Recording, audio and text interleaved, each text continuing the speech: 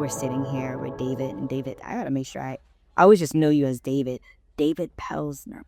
Pelzner. There we go. David Pelzner. I always just say David, and every time I say David, everybody knows who I'm saying. Um, no need to say last name, but I am going to say your last name because that's your family, and I know you're proud of that. Let me ask you this, David. Is it okay if I read your bio here? Yeah. All right. I'm going to read that. The theme of this particular episode is inclusion, community, and dignity. And guests are going to reflect on what true inclusion means, where they feel most connected, and what communities can do better to make sure that everyone feels like they belong. And if you've been listening to our banter, that's what Data Castan has banter. If you've been listening to that up until this moment and up until this point, you already know all these things about David just listening to him. Talked about being 70s and 80s babies, though he tried to disqualify a very important fact about me. David was born on June 17, 1974. And at 51 years old, he continues to bring energy, heart, and enthusiasm to everyone around him. As an autistic adult, David's life reflects both the unique challenges and incredible strengths that come with his diagnosis. He is known first and foremost for his kindness and caring nature. When he comes home on weekends, he is always respectful, helpful, and deeply connected to his family. Though he loves to talk, sharing detailed stories and facts, especially about sports, his storytelling is part of what makes him uniquely David. His passion and excitement fill the room, even in a household that otherwise enjoys a quieter pace of life. David is a true sports enthusiast. He loves all sports, all teams, and especially thrives during March Madness. Basketball and college football are his favorites, and he can tell you about teams, coaches, and statistics from all across the country and even around the world. He's a self-driven, rogue learner, constantly absorbing information simply because he loves it. He enjoys being active in the community through Round the Town Club, where he participates in bowling, mini golf, and a variety of social outings. These activities give him connection, routine, and joy. David doesn't mind cooking and has even made a personal goal to grow more confident in the kitchen. Above all, he is family, steady, loving, and fully himself. Welcome, David, to the show. Kind of backed into that just now, but I have tons of questions for you if you feel like still answering them. Can you tell me if there was a time, just going all the way back, where you knew that you were special or something was a little bit different about you? Good question. You have any? If you don't have any memory, it's okay too, right? Well, there's one thing. I was, as the podcast is going, when I was diagnosed with having autism, Yes.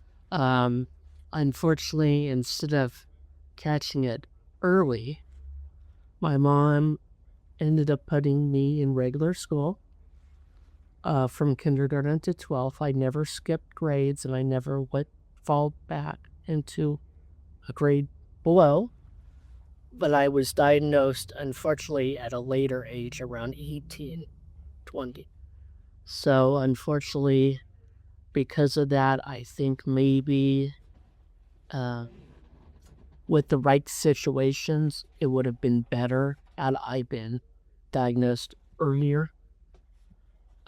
Because when you're older like that, age-wise, and you have autism, for example, it tends to be a little bit harder. And it was a little bit harder for me because I was diagnosed later than normal. But yet I still went through school. I went to preschool 2 years and then started right in kindergarten. And my grades, a lot of times, like in high school, my grades were not very good. Maybe I could have been in taking other classes or something. But my grades, I think a lot of my grades that were not good in school were probably partially um, due to my autism. So, luckily for me, I didn't have to skip grades or anything, or you know, or uh, go back. I did graduate, but barely from high school. But I did.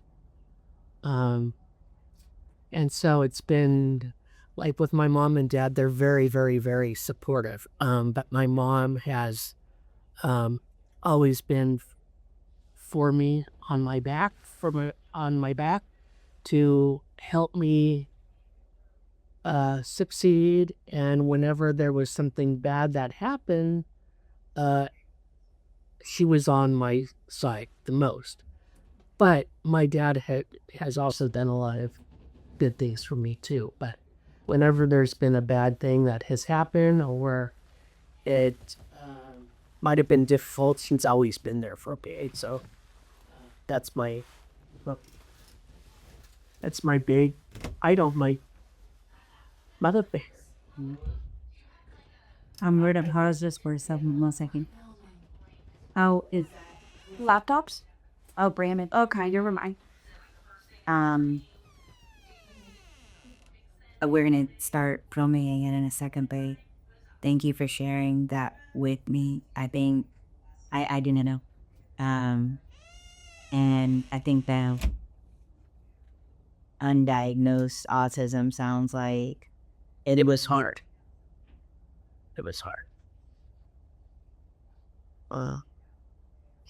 There was, I had a lot of good times too, but when you're that age and you're diagnosed that at roughly that age, it could be hard. Or nerve-wracking. And my mom's had more than her share of tough times. what about you though? I think I've always been a lucky-go-lucky kid, I mean, I don't see that any of that stuff as a barrier. I'll just, go on and You got to do what you got to. yeah, You have to exactly. So now you're God. So now you're 19, 18, and you have to go on. What happens next? What do you do next? There's been some rough spots here and there, and I'm on heavy meds for a whole bunch of stuff, mostly mental, psychological things. And so, I mean, as long as that, I do that, it's fine. I mean, I've had some lapses on taking them, you know. But yeah, and I take them and, just move on. That's probably part of the reason why I'm more even keeled. Because it helps balance. Yeah, yeah. What's the one thing?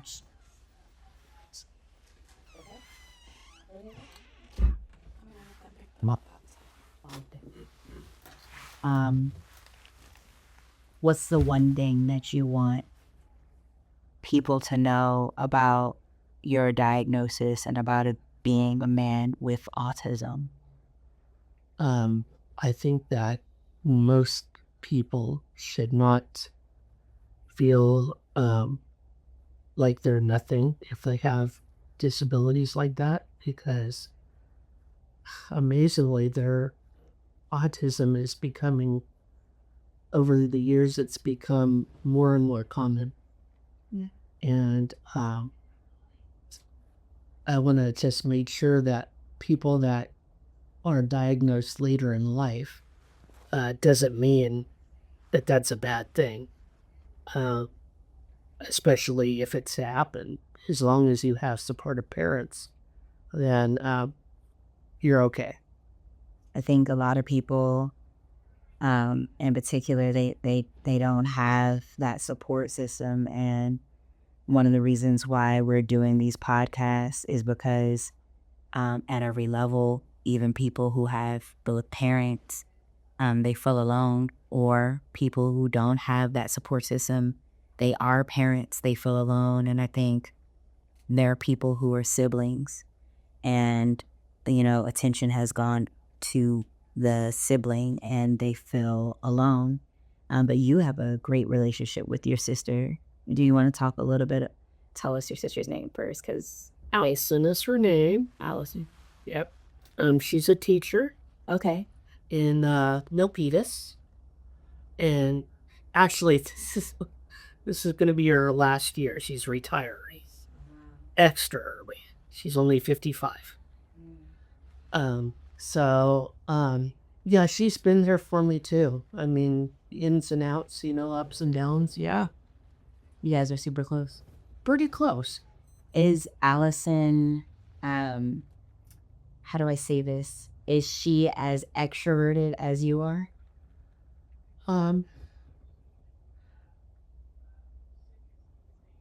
Yeah, probably.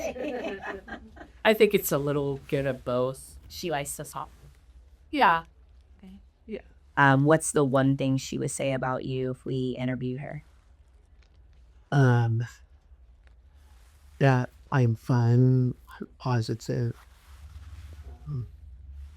I care for my family. My family and I are very close. And they've been there for me, and my sister's been there for me too, as much as she could. Of course. And yeah, I'm lucky that I was treated normally in school. I was not bullied at all. My friends just looked at me as like not having autism, just like a, regular boy, and I was close with a lot of my friends. Unfortunately, they have moved on or they're living somewhere else. So unfortunately, I do not get to see them. Um, but I just take every day that comes, and yeah. If you were going to, I don't know, we've been talking about mountain climbers and mountains. If you were going to label that part of your life where you were diagnosed, and I guess just after that, would you consider that a peak or a valley? Was it a high point or a low point in your life? Pretty much a higher point, I think. Okay, why would you say that? Because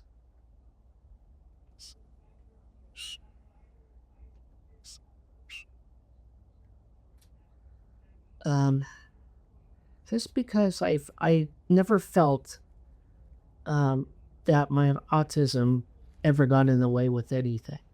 Wow. Just not, I feel like I'm just a normal guy, like anybody else. I mean, everybody at the home I'm living in, and Marvin could detect to it too. And Marvin's your support professional. It's one of them. He's one of them. He's in the room right now. We just clicked to him. And yeah, I feel good when I'm over there overall. And the home that I'm living in, the main reason why my mom and my dad are so happy for me, content where I am, is because my mom always said that if I could get into this home that I'm in now, when she passes, she won't feel like she had to worry about me ever making it, into like this place. Because who knows how it would be if I wasn't living there. So I don't take that for granted. I'm luckily in the place that I'm living in. And when you say the place, you mean my services on site? Yeah. Okay. And no, I feel just, normal guy, talking to people all the time, understanding how people feel, yeah. Would you consider yourself, you said understanding how people feel, would you consider yourself really good at that? Yeah. Um, your you spoke of your mother and her feelings, and it sounds like her dying wish was to see you do well, and that you've done well. How does that make you feel? Makes me feel good. Good. Um, I love that you had this connection with your parents. For those of you who are watching and maybe you're watching and do not have a loved one with IDD or is on the spectrum or has been diagnosed yet or has been diagnosed at all with autism, um, can you help us understand, especially from the lens of this dying wish, why that's not sad? Most people would think, oh my God, like her dying wish was, she's thinking about death. That's so morbid. You don't. Well, not yet. But like I was saying, it was like, like eventually when she does pass, she'll know, because she's the main one that got me in there to LSA. Oh wow. Okay. Yeah. So, Yeah. Have you always lived with this view, like eventually someday she's going to pass? yeah. Okay. Okay. And then again, for those of us who don't have that type of view on life, why is it important to live with just one day at a time for you, and take every day as it comes? Why is that important? I think because eventually when it happens, it'll happen. I think I feel okay with it.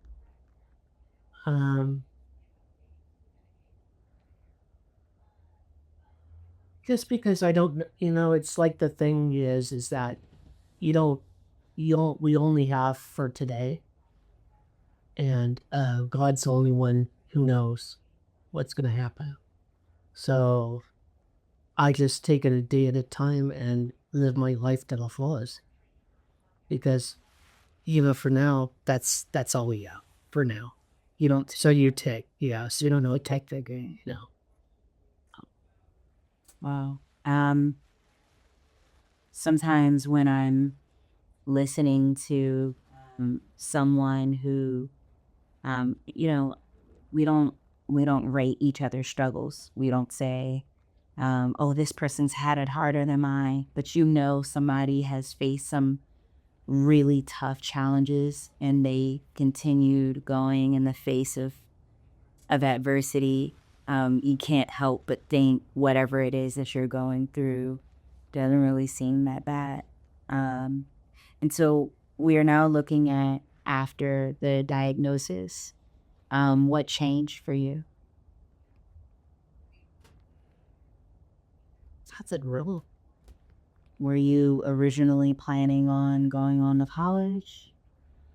I did, but it didn't work out, unfortunately. I was there basically a year and a half. I didn't get any credits over there. I was at West Valley. And I didn't get any credits there because they have like a learning services building over there, a little building. Yeah. And so I was through their program. But because it was that program and I wasn't really taking regular classes, I really got no units. But that was an interesting experience. So now you went from in with everybody else in high school. And yes, you mentioned in high school towards the end of the years you struggled. But Wait, breeze were good. You go over to West Valley and they put you in a special education. Yeah. Because of your disability. Yeah. Whose decision was that?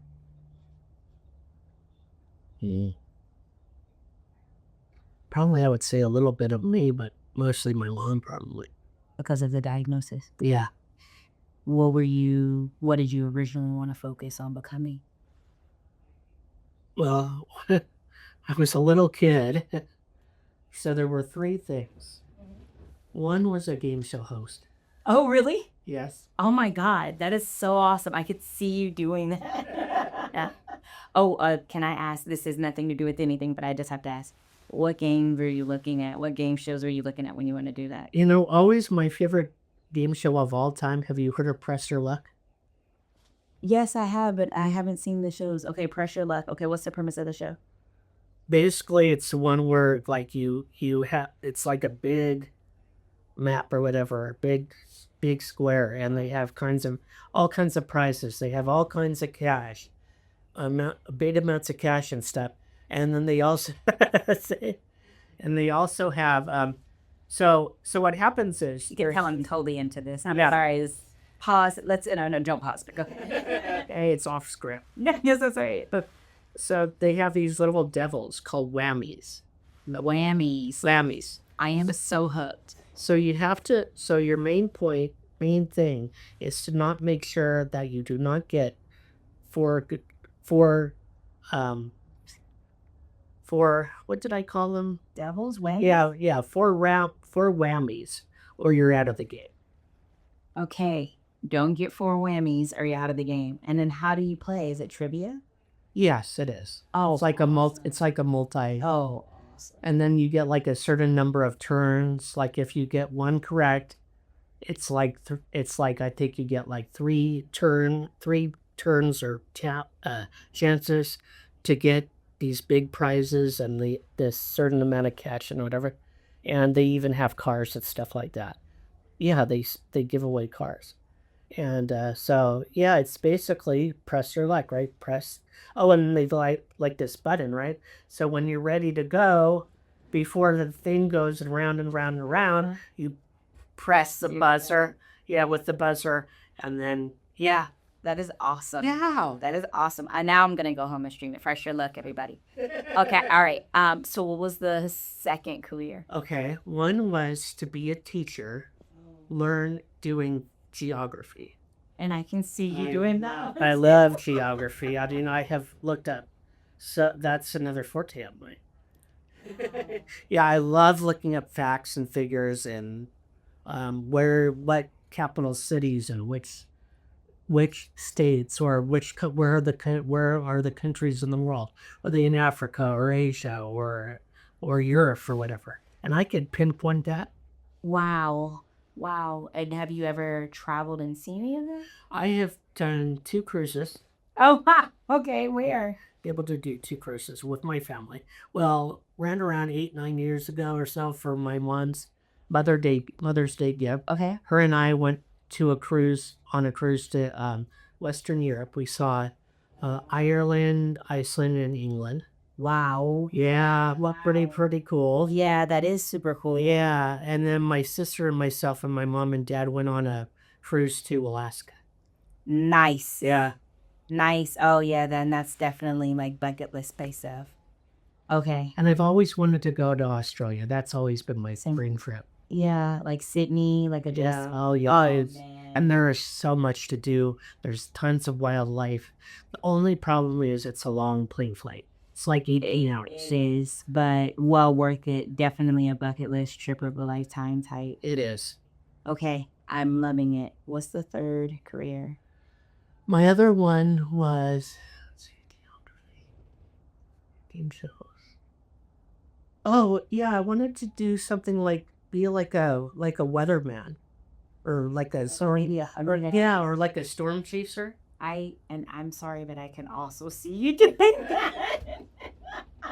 A storm chaser. Okay. Yeah, Explain to me where meteorology came into play in your. just because I've had interest in the weather, where the what the clouds look like when there's the tornadoes coming through, or what the sky looks like turns to rain when there's a tornado coming in, or where's like tornado out, what they call tornado alley, and how many tornadoes or whatever they get there, or all that kind of stuff. So that's more like the teaching it. Yeah. But you're also. Like info, like weather and climate, that kind of thing. Yeah, that's definitely current. That's like it's happening right now. Yeah. All of these things are very much so in with the people or in front of people. And I can see you doing all of those weeks. They are unique, but they all have that connectivity of people. And I can see you doing. I would totally watch your game show. I would watch your game show if you did. Mine's was The Price is Right. Yeah, hooked on it. Like hooked on it. Bob Barker, just right here in my heart. Like yeah.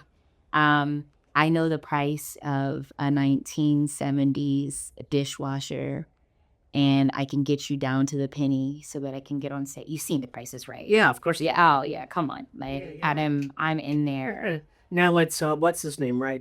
Drew Carey. Yeah, Drew Carey. Yeah, he's pretty darn good in it. Yeah, he's also a comedian. Yeah. So I mean, that's that. I think that helps. You're pretty funny. Have you ever thought about being a comedian? Some people have told me that. I don't know. I didn't know that whole. Okay. What? Tell me a joke. Okay, so I went to the doctor last week. Okay, so that's not the joke. The joke is the joke. Okay, so here's the joke here. I think it was a little bit corny. If you like corny jokes. So I love corny. Okay, so what did the cookie say to the doctor? I don't know. I feel crummy. It's an awful joke. It's an awful joke, but you get people laughing. Yeah. Did you say that to your doctor? Yeah. No, she told me. So she told you? Yeah. That's an awful doctor joke. In the middle of doctor Yeah. program. Yeah. I have one. And you know what I went in to see her for? What? A mold check. I did. I'm serious. I mean, yes, but you're not. I was gonna say I have jokes, but none of them are appropriate for work. Okay, so let's move on. We do have just a little bit more time here, and I feel like there's so many things I want to ask you, David. I one of the questions I want to ask you is, will you come back and do this again? Would you be willing to come back? I think people would love to hear more from you, and if at all possible, maybe we would do it live, do like some Q&A or something like that, because I would love to see you do some crowd work. Okay, towards the end of every episode, which every episode I do is really hard. I don't want it to end, but I definitely don't want this episode to end. And I think a lot of people who are listening and watching this probably will feel the same way. But we give the interviewee, the person who's being interviewed, an opportunity to tell the world anything that they want, anything at all. And at the end of this episode, you get to say anything you want into the mic, whatever you want people to know about you, about maybe even your life, maybe something you want to say to a family member, but you can say anything you want. What's the one thing you want people to know? I'm a fighter. When things have happened in the past, I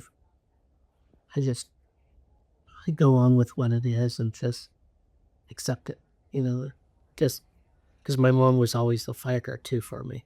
So That's you. yeah, I look at her as my big idol. What's your mother's name? Carol. Carol, thank you for the gift that David is in so many people's lives, all of our lives. And thank you for having the good intuition to allow him to come into our community. We're all better for knowing him.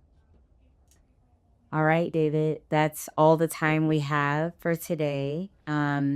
David has promised to come back and entertain us even more. If you enjoyed this episode and you enjoyed watching these episodes up until this point, then you're really going to like our next one, which is with Morgan Giannini, and she's joining us here in the studio. And we're really going to enjoy listening and talking to her, just like we had David today. And we encourage you to continue watching, continue listening, and thank you for joining in and listening today. As always, I think I can echo some of David's sentiments. Acceptance, hope, keep going, keep fighting. And thank you again for joining us.